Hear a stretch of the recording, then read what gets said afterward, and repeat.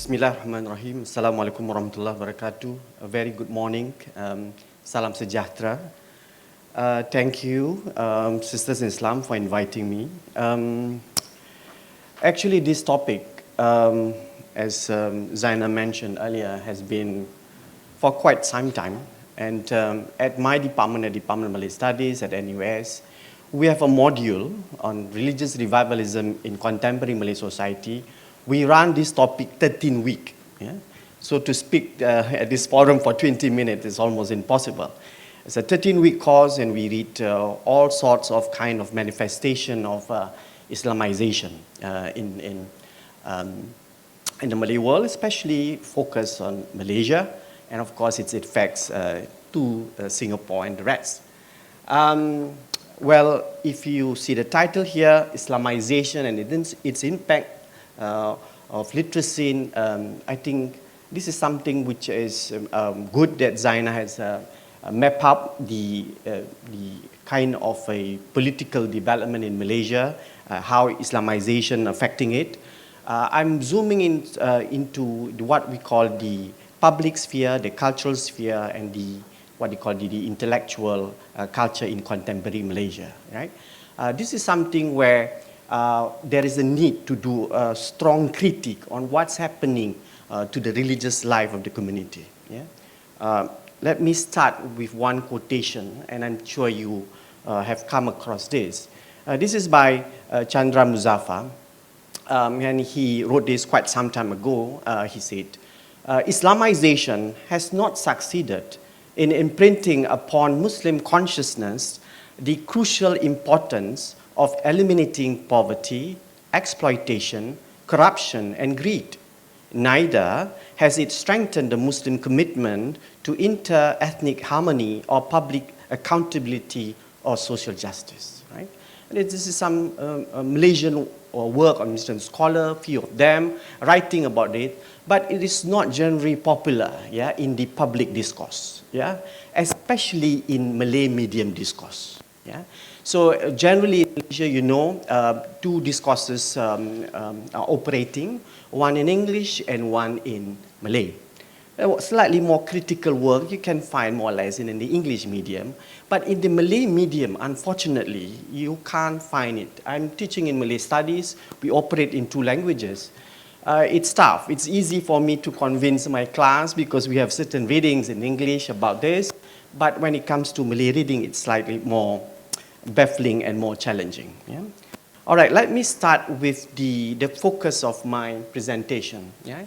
Nature of Islamization. The first one could be just simply a sociological process, yeah? A kind of conviction, affirmation of one's faith, religious identity. That is all right, that's not a problem, right? We accept it as a sociological phenomenon. But the other one is actually group advocacy. Like even political commitment towards that kind of Islamization. That's something that I think needs to be given more attention. Yeah? And how it kind of, where the sites where Islamization operates. It could be in the academic sphere, yeah, where in itself the primary source of knowledge production. Yeah?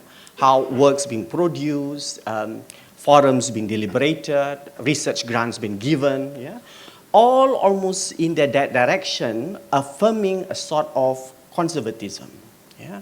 On even kind of, I would say even extremism, yeah? When it passes over its conservatism to that kind of extremism. Yeah?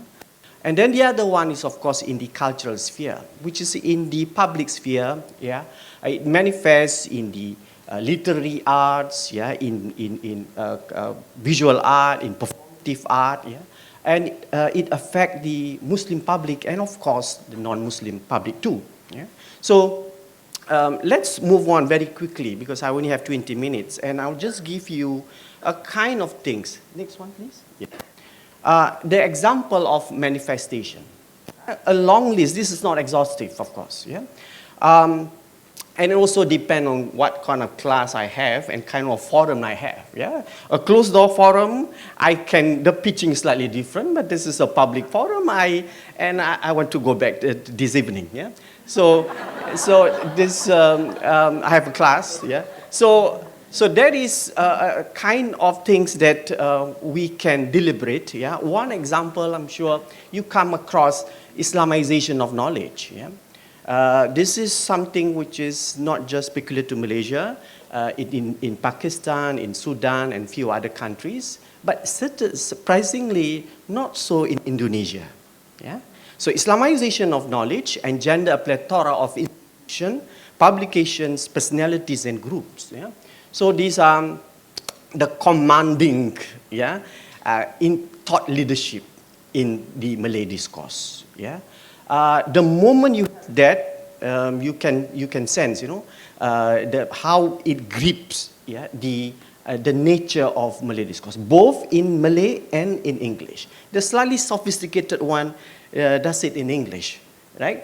The more like kind of the more relaxed one, they do it in Malay. Yeah? But equally damaging, I would say. Yeah? The next one, of course, related to this, it may not be in this package called Islamization of knowledge, but every time you come across in Malay discourse on Islamic perspective, everything is Islamic perspective, right? Gender studies, Islamic perspective. Literature study, Islamic perspective. Linguistic study, Islamic perspective. I mean, there's nothing wrong with Islam, but the problem here, Islamic perspective meaning that the moment that I say to you, and then you say, Zainah say, oh, my point just now is Islamic perspective. Then can I question you, Zainah? Right? That's always the battle. No, mine is Islamic perspective. Then we cannot dialogue, we cannot even exchange criticism and so on.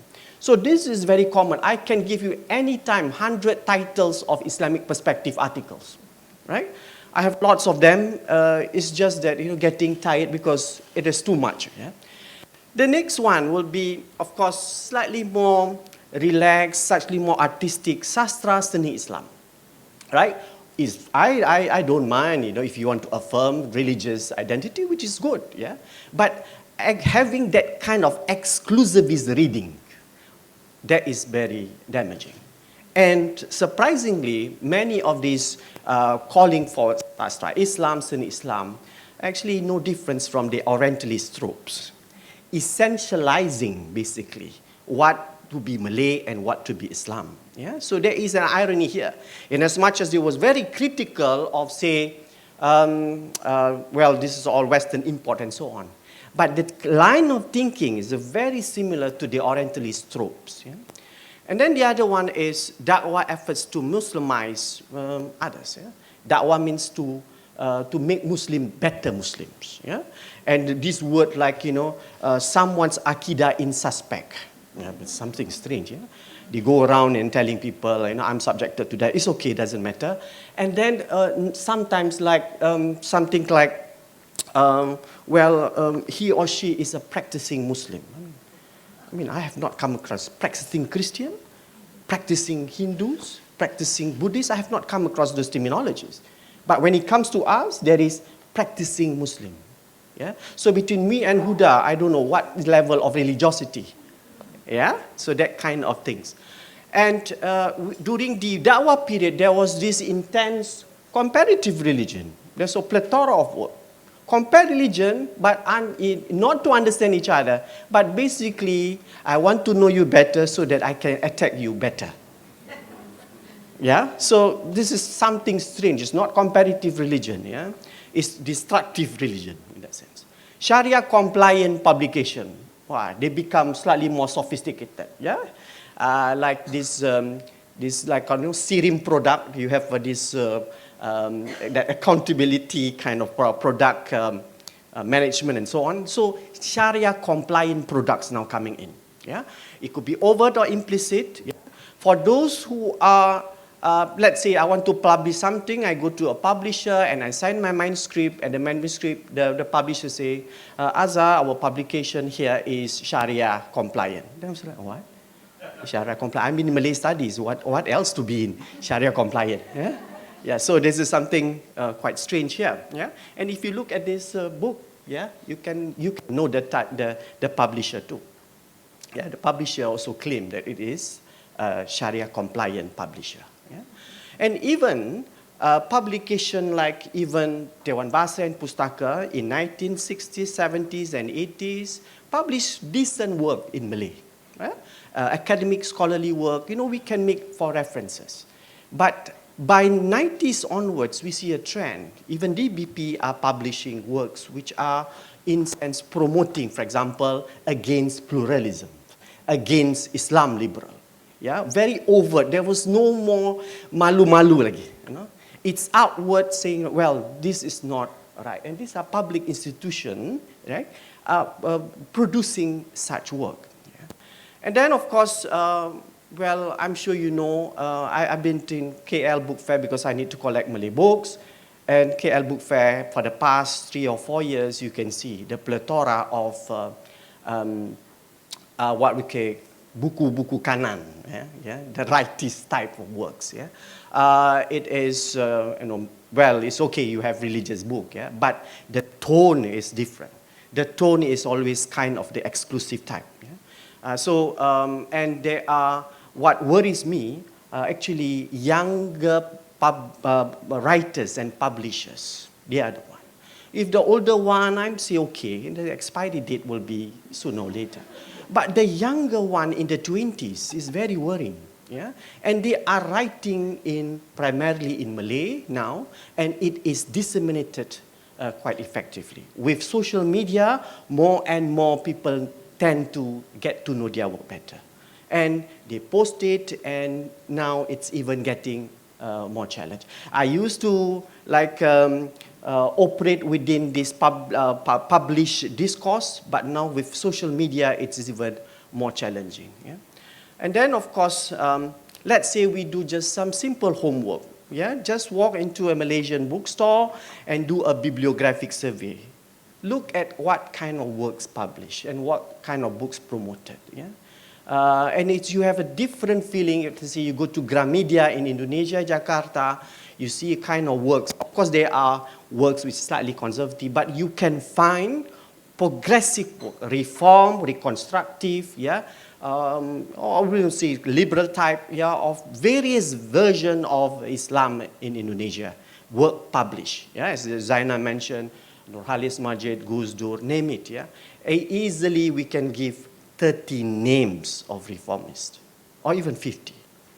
But to name reformists in Malaya, Semenanjung lah Okay, I'm in Malay studies and I've been 20 years teaching, and it's superbly challenging. So this kind of thing is, which is in a way shape the Malay discourse here.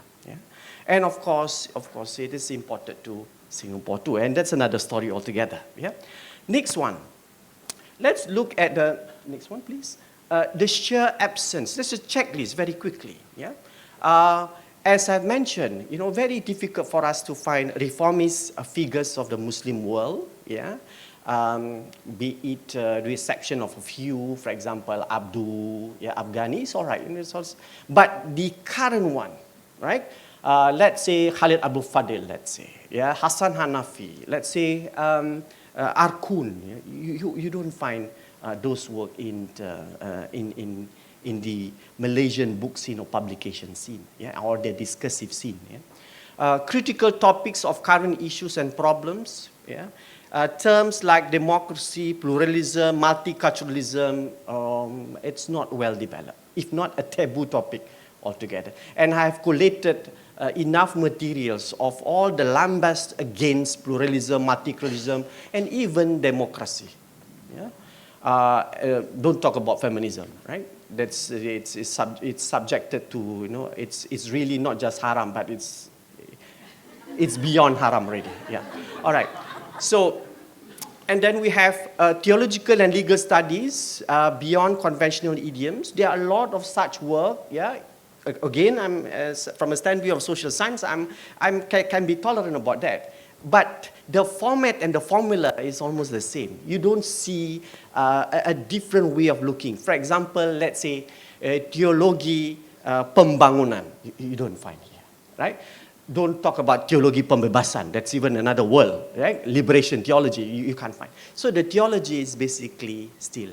In fact, I would dare to say that the kind of quality of theological and even religious discourses here over time has, I would say, there's a leveling down of the quality and intensity. I can find works in the 50s and 60s in Malay are more progressive in outlook than those that we can find today. Yeah?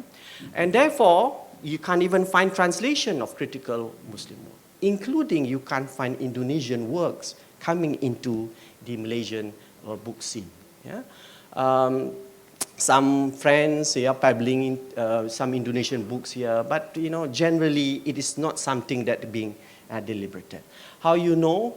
Then we check the kind of discourses that being generated or promoted at the Academy Pengajian Melayu or Academy Pengajian Islam, right? On all these centers of learning, you can sense the kind of bibliography there is. Yeah?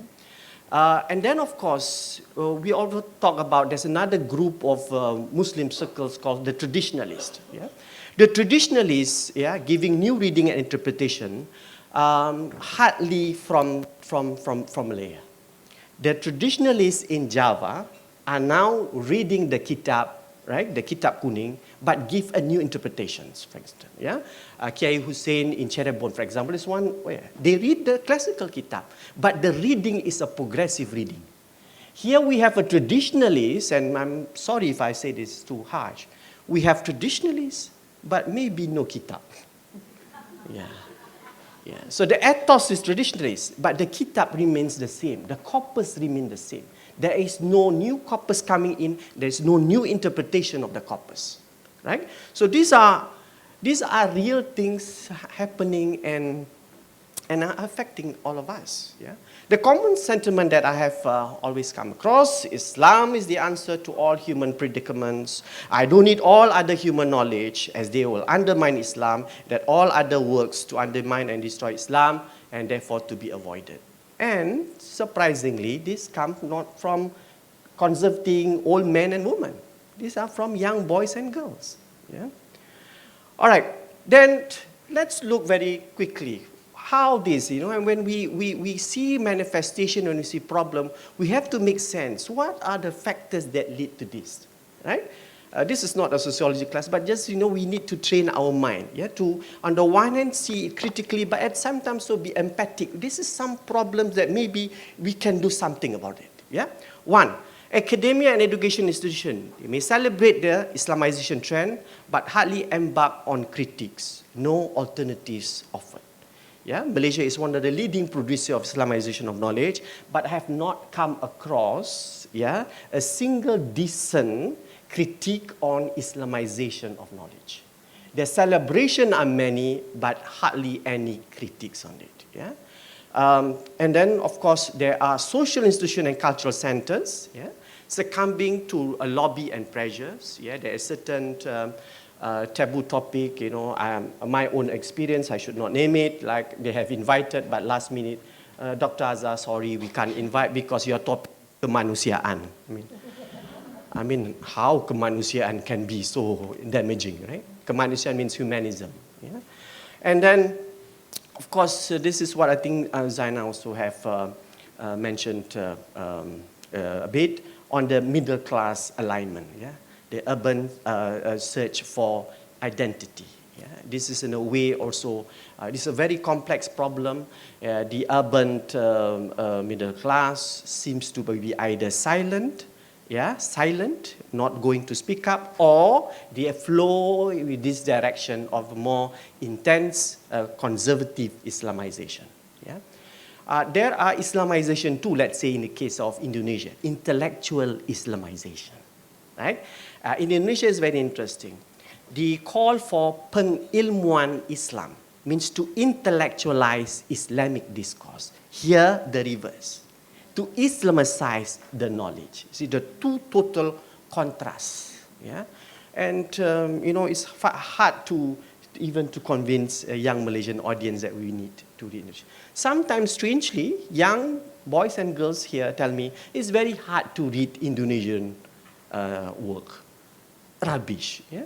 90% of Indonesian work is in Malay. Yeah? the vocab, 19% Malay. Yeah? All right? It's not the language here. It's not the linguistic barrier here. Right? It's not that from Hindi to Russian. It's not. Right?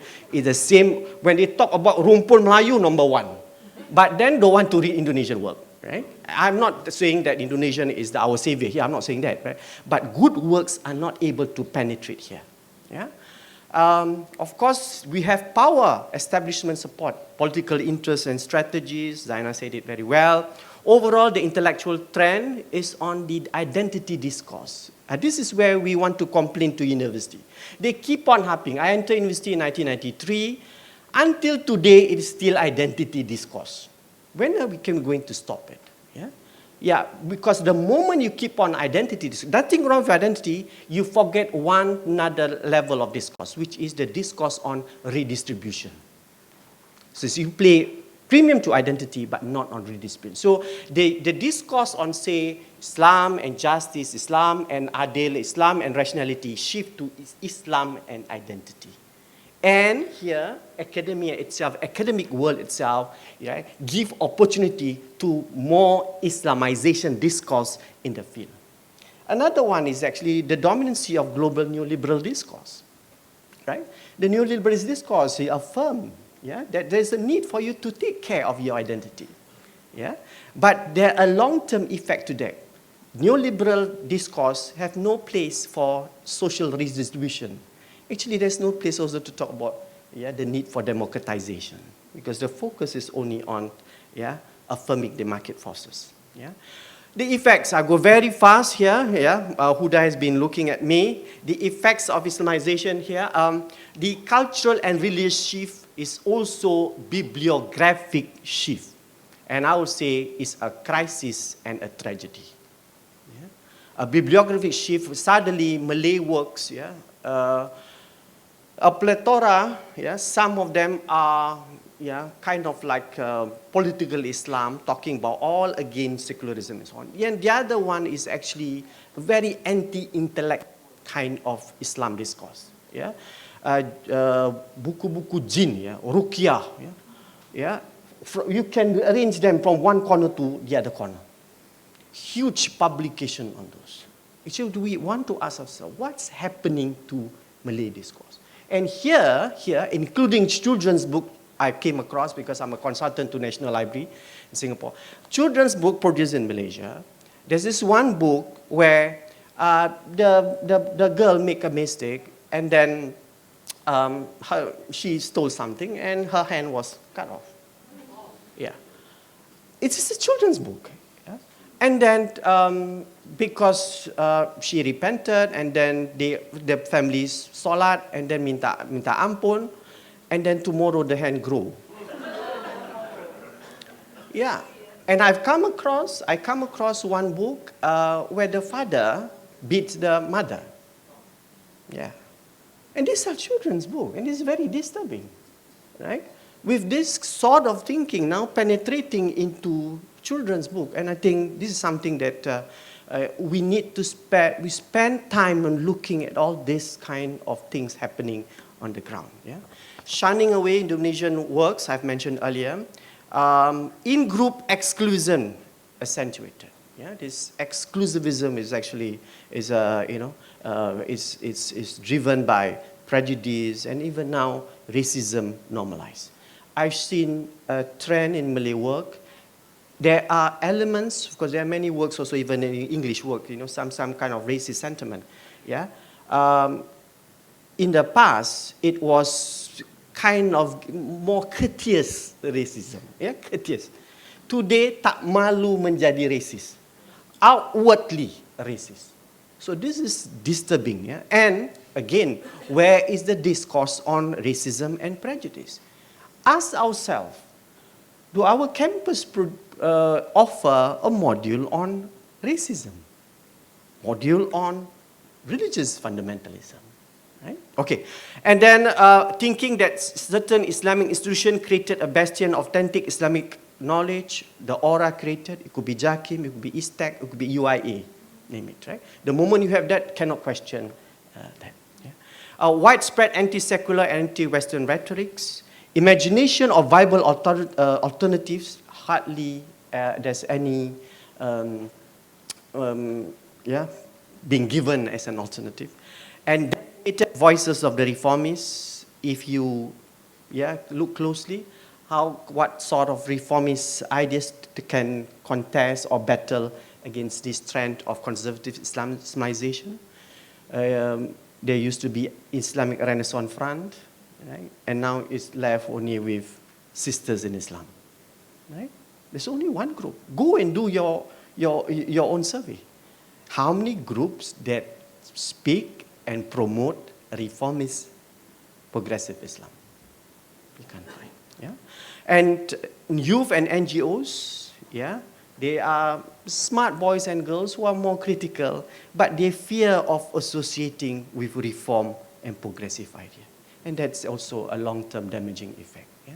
The moment the young ones don't want to be associated with, let's say, Sisters in Islam, it tells very much how this hegemony has worked all its way through. Yeah? I think on that note, let me just finish it. But with all this kind of, we should not do lamentation. It should be diagnosis. And we should not end with a despair that everything will be bleak and so on. This effort forum like this is one example of a public forum, right? To get engagement, to give kind of public attention that this thing must be taken up seriously. And I'm sure there are many like-minded people who can move within their own institution, right?